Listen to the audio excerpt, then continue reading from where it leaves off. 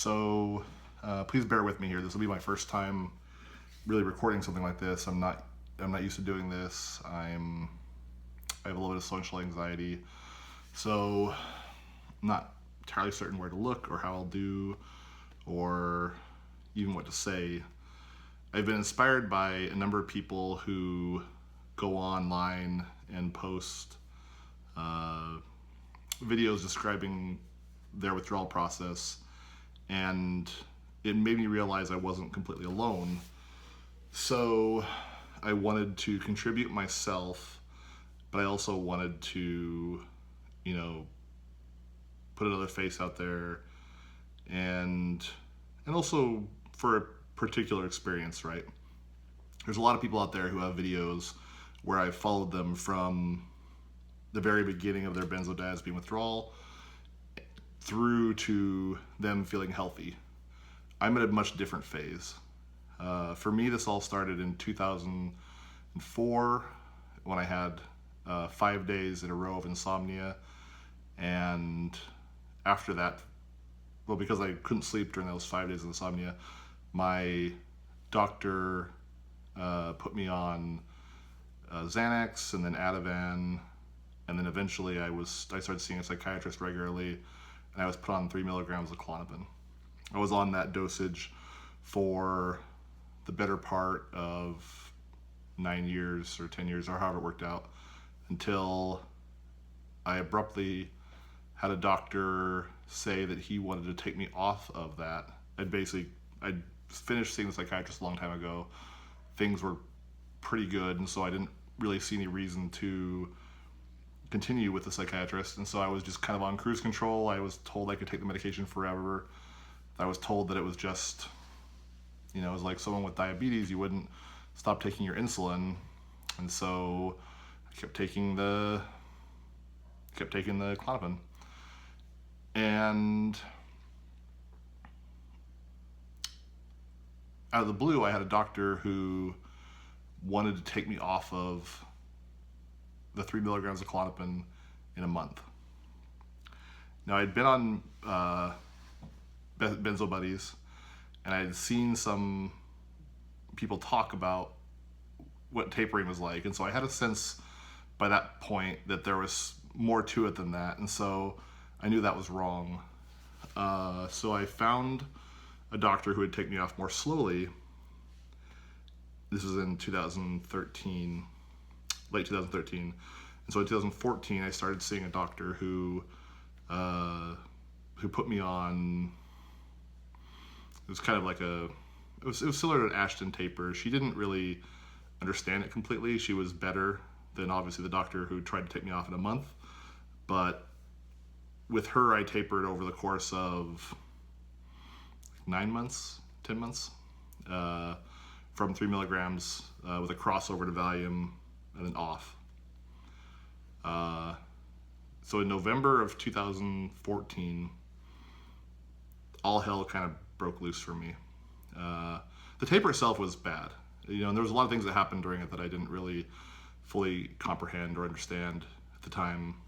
I suffered from, muscle twitches pretty much constantly through the whole taper, pretty severe memory loss.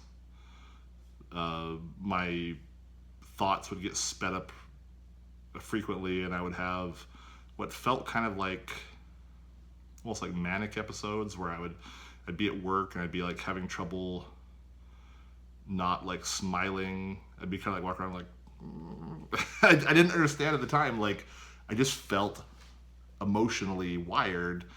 I knew it was the taper. Right? By that point, I had a pretty good sense of things, and I didn't understand like all the symptoms and what they were, but I had a sense that like if something was wrong, it was probably related to the taper. I mean, for the most part. I had other signs. I take that back. I had other signs like back pain and knee pain and things that for a long time I chalked up to like workplace ergonomics or just general being out of shape or whatever. And I realized later that those were, withdrawal. Those were muscle spasms, and at the time I thought they were something I could fix, and I got frustrated with my company I worked for at the time because I felt like they weren't helping me address the ergonomic aspect of it. Didn't realize that it was just the withdrawal. But other than that, though, I mean, other than things that like were physical that I didn't really quite understand the gravity of the withdrawal, if there was something odd, like smiling uncontrollably or memory loss, like I knew what was happening. I knew something was wrong, and I knew that, from what I'd read, that I had to kind of keep pressing forward until it was over. So I had other things that, like really extreme vertigo. The memory loss was one of the worst ones, to be honest. During the taper, it was a lot of like having a conversation with my wife, and then a few minutes later, she would ask me something based on that conversation, and I didn't remember it at all. It was having to relearn in my spare time entirely portions of my career, which has been a really humbling and frustrating experience. I'm a computer programmer, and so I've been typically pretty good at what I do, and having to go back and basically relearn my career and hope that in the process I jog my memory so that things come back and I remember them well enough to be good at what I do has been really humbling and frustrating and humiliating at times. I've had to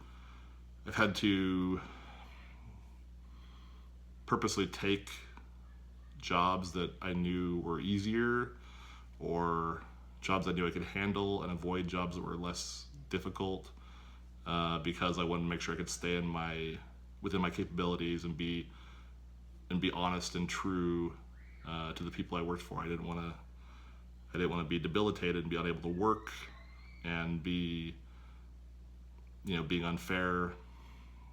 I want to be able to do the job, and so I've had to pace myself around the kind of work I can do.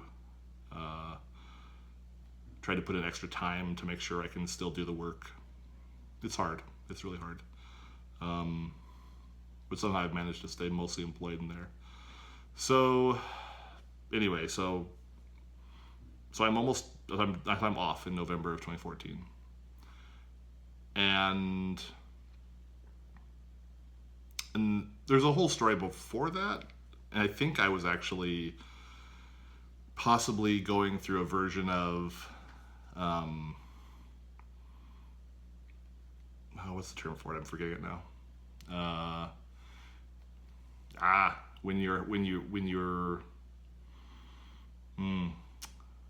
the dose you're on is not working anymore.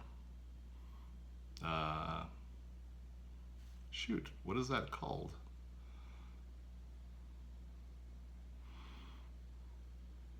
I don't remember. That's Benzo right there. So that's a good example of it. I just completely don't remember that. I know the term. But basically, it's possible the medication petered out on me earlier, and I didn't realize it because the last few years before I tapered were pretty tumultuous as well, and I just didn't realize it at the time. But anyway, so I get to 2014 November. I was off for about 2 weeks.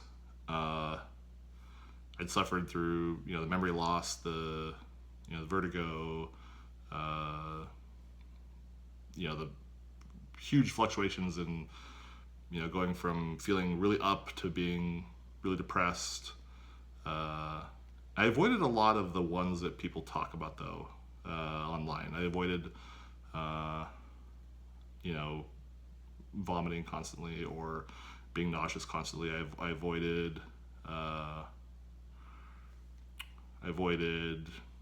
the internal tremors. I avoided a lot of the nerve pain. I started to get nerve pain in my left foot, actually, I should say. I got nerve pain in my left foot in addition to the muscle pain. But otherwise, I thought that I had largely escaped, that I had kind of done it right and managed to get away. And then in November, the gates of hell just kind of opened. I was off once again for 2 weeks. I thought I was doing well, and I just woke up on a Sunday. My body felt extremely heavy, like my body weighed, thousands of pounds. I was feeling an intense pressure in my head. My tongue was burning. My eyeballs were burning, or like my eyelids or something. There was pain on my eyes. And my hair was standing on end constantly. And I was just like in extreme terror constantly. And over the course of the next 2 weeks, I lost about 40 pounds. I lost about, well, it was mostly for the first week actually. I lost like 5 or 6 pounds a day. That's happened to me twice actually. Later on it'll happen again when I get to that part of the story, but I lost, about 40 pounds in about 7 days, I guess it was. In total, I was off for 2 weeks. 2 weeks plus another week, and then I reinstated. But yeah, I lost a ton of weight. I had nerve pain. Of course, I was on edge, as you would be. I have this terrible nerve pain. It's in my back now. It's in my tongue. It's in my eyes. My body feels like it's out of control. Noises are loud. Lights are too bright. My senses are just like going out of control. The head pressure is just awful. And I didn't think I was going to make it because I didn't know how I could live like that. So I went back on.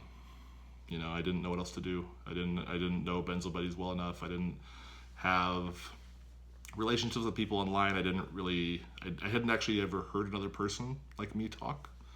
So I didn't understand that this is something that could happen. I thought, based on what I'd read about the Ashton Manual and what I'd read about Withdrawal, that I had a pretty good sense of what was possible. But I thought I'd mostly avoided it, and so therefore I was okay and I was in the clear, and it turned out I wasn't in the clear. So I didn't know what to do, and I couldn't find a doctor that could help me. I scrambled to find a psychiatrist or a neurologist or anybody who could understand it, and no one really could. And so I reinstated. And basically held at 5 milligrams, added in propranolol to try to stabilize me, and eventually got back on my feet. I was out of work for a couple weeks is all. I went back to work, and I sat there at 5 milligrams, and I just tried to figure out what was next. So in 2015, I held on. I was able to work. I eventually was laid off. I don't think it was related to my performance. I was able to still program. I was still good at my job, I felt like. But, I was clearly not 100%. And even though they were really understanding about, the time I took off, I didn't know how to explain it. I had to, say that I was going through a medication-related incident, but it's not like cancer or a car accident or something else where you can tell people and they know because they've gone through it themselves or someone else has gone through it. So I just had to try to just go back to work and figure out what was next. So 2015, I'm on 5 milligrams. I'm kind of moving along, just trying to keep my head above water. I don't really have a plan as to what's next. I start talking to people on Benzo Buddies and becoming more integrated with the community, I start to get the idea that what's next is to do a micro taper to try to finish off the last 5 milligrams and do it more slowly, and that by the time I get to the end, I should definitely be in the clear that time, and to clean up my diet in the meantime. So I started to do that, and in the fall, my wife got an opportunity to work in Australia. And I thought it might be interesting for the adventure, and I've been a pretty adventurous person even through all this. I traveled extensively when I was treated at 3 milligrams. I went to Central America, and I went to Europe, went to all over the U.S., New York, Hawaii, Las Vegas, wherever. And so when given the opportunity to go to Australia, I figured, the worst case, I would go over there with a year's supply of medication for my doctor. I'd sort all that stuff out ahead of time. I would make sure that I could get what I needed there, that I had everything I felt made me comfortable moving to another country, as crazy as it sounds, and that but that I could probably finish the taper there. And I could finish the taper there, and I wouldn't have to explain to an American employer that I had essentially an illness that was caused by a medication, because they don't understand. So, I figured I could do it I could basically hide, for lack of a better term. That's what I called it. I used to say that I would hide and finish the taper in hiding, and then I'd come back to the U.S. eventually, and I'd be normal, quote unquote, and I'd move on with my life. So when I got to Australia, I started to taper again. I started doing this liquid micro taper. My doctor prescribed liquid Valium, and I started using that to chop off like 0.01 or 0.02 milligrams. I think it was every day. That's how it works. I'm going to be really, because I didn't write anything down, I apologize. I'm going to be really fuzzy about some of this stuff. And I do know this stuff. I'm just, benzo brain plus not preparing, basically. But something like that. I was like 0.02 per day or something. And I started to, work my way down, fairly slowly. I got down to 1.85 in August of 2016. So to be clear, the calendar of this, 2014 is when I tapered the first time. 2015, I held largely at 5 milligrams. My wife gets the gig in Australia in late 2015. We move in 2016, and so during 2016, I'm tapering down from 5 milligrams, and I eventually get down to 1.85. And in August of 2016, so I'm over in Australia, I'm living in Sydney, and I have another freak out like I did in November of 2014. The nerve pain in my back, the nerve pain in my tongue, the nerve pain on I don't know if it's my eyeballs, my eyelids, wherever, like there's nerve pain right here. The head pressure, the rapid weight loss, I don't sleep for 10 days, the extreme terror, the borderline, the ideations, etc. And so I held again. I bumped back up to 2 milligrams, I stabilized, and I held again. And so now I'm in a foreign country. I managed to get stable again, but now I really don't know what the plan for the future is. And so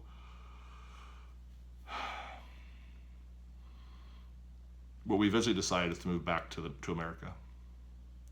It's easier to get medical services. Obviously I wasn't able to taper, quote unquote, in hiding as I thought I might, which is a weird plan in hindsight, but I thought it made sense. I mean, I had different priorities back then. now that I've gone through this and been a little bit more aware and been in touch with people through YouTube and Facebook who have done this, I have a better understanding of the gravity of what I'm going through. And so, now I wouldn't look at it like going into hiding to taper. I would look at it more like, where do I put myself to have the best resources possible to get through this? And where can I put myself to be as successful as possible? And I realize now that moving to a foreign country and then putting myself in a situation where I might have to move back from that country was obviously not ideal, but I was way more concerned about my career. I was way more concerned about my reputation. I didn't know. None of us know, and I didn't understand. But this is why at the first when I said that I had a different path than a lot of you did, I really did. Like, I didn't, there's no story of addiction here. There's no story of like the level of extreme suffering that I've seen some of the members of the community go through. Like for whatever reason, mine tends to get backloaded. I had that. I had the muscle twitches. I had the muscle pain and the nerve pain in my left foot. I had a lot of those symptoms, the vertigo. But really, most of my symptoms that were unbearable came either when I was off or in August of last year. I've been able to mostly function normally. I've gone, went on a vacation to Hungary and Greece in 2015 when I was on 5 milligrams after being on 5 milligrams of Valium after previously having been on 3 milligrams of Klonopin. I held down a job most of this time, including working while I was in Australia. So there was, this is a different path than most of you have gone through, and I feel really bad when I watch some of the videos and see how much people have suffered, because I feel a bit lucky that I haven't had it as bad as a lot of you have had. It just tends to come at the very end for me, and then I don't know what to do, because the suffering is so profound that I don't know how to finish, basically, and I'm trying to figure that out still. So anyway, I'm in Australia. I'm at 2 milligrams of Valium. I'd found a doctor there who came up on one of the Benzo wise doctor lists on the internet, and he's not so Benzo wise, it turns out. He's a nice guy, but he's got limited understanding of this.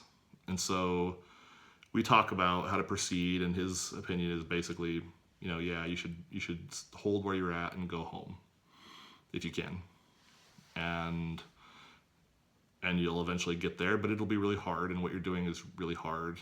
And I've seen people go through it, and some people never go off. And have you ever considered not finishing your taper? That was kind of what he wanted me to do.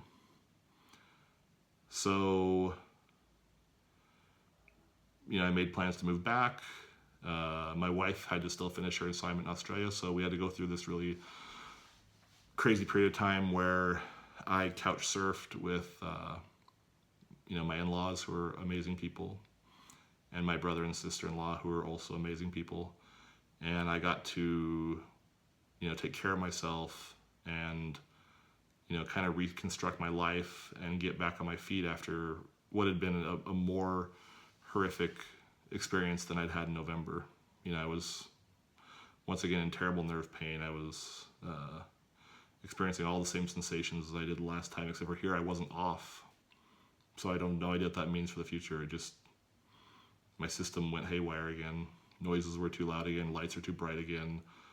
The extreme weight loss, which I don't understand, because I've never seen that as a symptom for other people who are through tapering. I've seen nausea. I've seen vomiting and those kinds of things, where when it gets really extreme, people lose weight.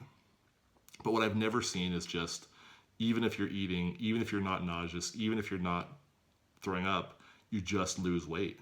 Like, it's the craziest thing. And someday, if it happens again, I'll live blog it, because it's incomprehensible without being there. I just wake up in the morning and I'd suddenly be down 6 pounds. I don't know how that's even possible or what's even happening there. But it happened to me twice.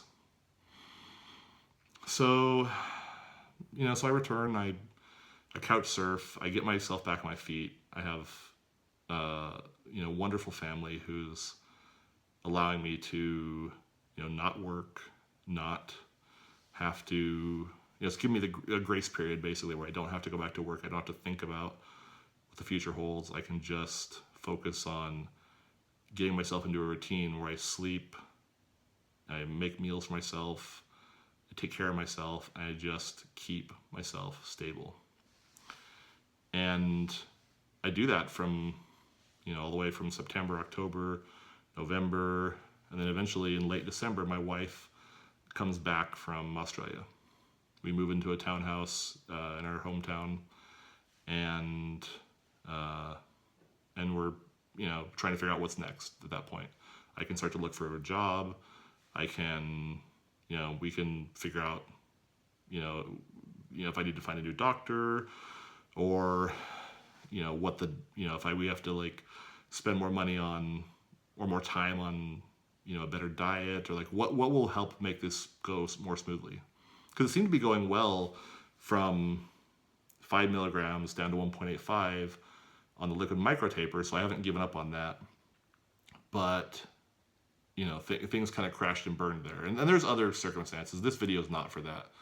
There were other things like we lived next door to a building in Sydney that was being torn down.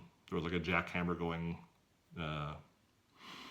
night and day, and I had to leave the flat every day when I wasn't working because the sound was so loud. So there were other things happening. There were other circumstances that might have kind of like, revved up my system and caused me to be more anxious and therefore maybe more susceptible to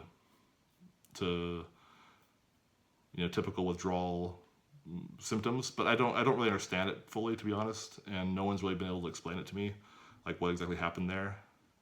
My doctor doesn't understand it, obviously. I just know that I got overloaded again and couldn't handle it and had to stabilize and then just get away from all that kind of stuff and come back to somewhere peaceful and quiet and prepare for the future. So we're here. We're awaiting my the kind of the go ahead to get a job. And once again, like I said, I'll get into, there's more in depth there about like moving and how do you pick an apartment when you're moving back from a foreign country, and how do you find a place that's peaceful? How much do you rate noise as being important when you're overly sensitive to noise? There's a lot of things. I was really lucky that my family, they live in a rural part of the country, and I was able to basically be somewhere where I'm surrounded by trees. There's no street noise really, and so it was a really peaceful way to recuperate. It was one of the best periods of time in my life, to be honest. It was incredible. So but where I live is fine too. It's not rural America, which would have been really peaceful, but it's all right, and it's good enough. And so I figure here I'll finish. And 2 weeks after my wife gets back from Australia, my mom passed away.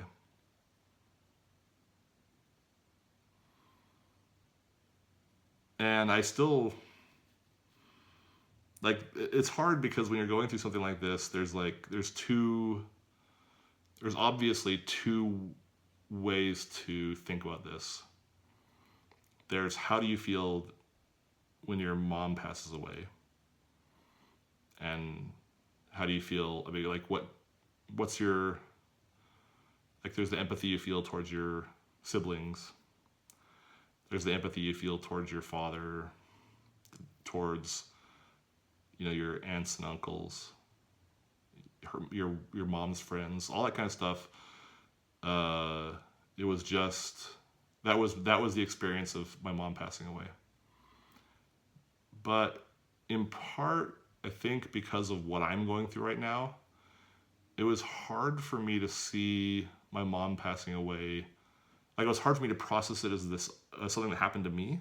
if that makes sense. Like, it was hard for me to think much about missing my mom as much as I was thinking about it in the context of this major life event that happened in the middle of all this other stuff, to be honest. I still don't know if I've processed it. It'll probably happen later. I don't know.